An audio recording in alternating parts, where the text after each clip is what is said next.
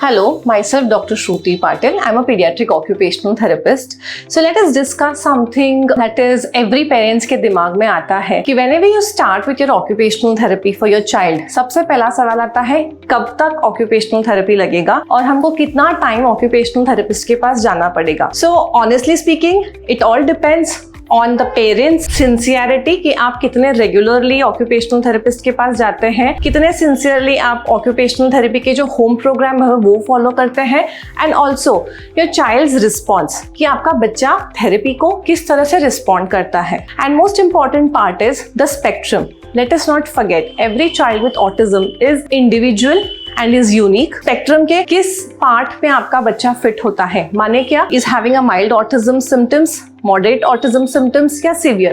So usually when the child is on the milder spectrum, मतलब उसके sensory issues, उसका इनअटेंशन, उसका सिटिंग टॉलरेंस, उसके बिहेवियरल इश्यूज अगर ज़्यादा अफेक्टेड नहीं है, so with a very good occupational therapy sensory integration treatment बच्चे का ऑक्यूपेशनल थेरेपी का ट्रीटमेंट जल्द से जल्द खत्म होगा. That is 1 to 2 years. But जितना जल्दी बच्चा आता है उतना अच्छा उसका ट्रीटमेंट जल्दी होता है.